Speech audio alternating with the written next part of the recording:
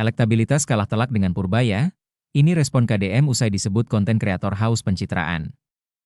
Gubernur Jawa Barat Deddy Mulyadi menanggapi kritikan dari Direktur Eksekutif Indeks Politika Indonesia, Denny Carter yang menyebut dirinya sebagai konten kreator yang hanya disukai oleh kalangan menengah ke bawah. Pernyataan dari Denny tersebut ditayangkan di sebuah televisi nasional.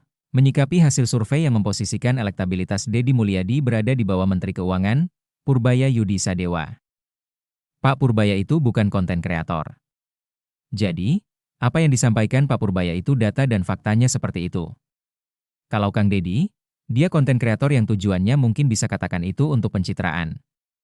Jadi, Kang Deddy mungkin segmennya masyarakat kelas menengah ke bawah. Walaupun sudah terjadi cukup lama, menjadi konten kreator, saya tahu persis Kang Deddy sudah mulai dari tahun 2017. Peningkatannya tidak signifikan seperti yang dilakukan Pak Purbaya.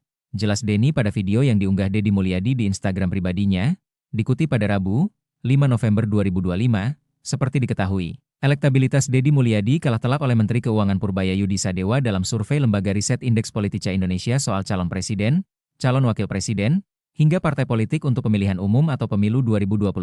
Pada survei tersebut, Deddy tersebut hanya mengantongi elektabilitas sebesar 2,50%, sementara elektabilitas Purbaya mencapai 22,50% dan jauh mengungguli figur politik lainnya seperti Wakil Presiden Gibran Rakabuming, 4,80%, Anies Baswedan, 13,40%, Ganjar Pranowo, 7,12%, hingga Menteri Koordinator Bidang Infrastruktur dan Pembangunan Kewilayahan Agus Harimurti Yudhoyono, 5,12%. Menanggapi hal tersebut, Deddy Mulyadi mengaku tak masalah disebut konten kreator yang mementingkan pencitraan. Tidak mesti marah atau emosional ketika ada yang mengatakan saya lebih sebagai konten kreator karena kemampuan mengelola media sosial.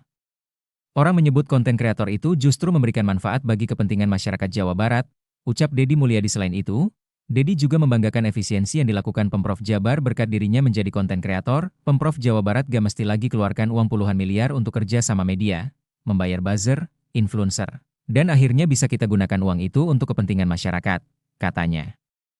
Deddy juga membanggakan berbagai proyek infrastruktur yang berhasil dirampungkan Pemprov Jawa Barat pada 2025.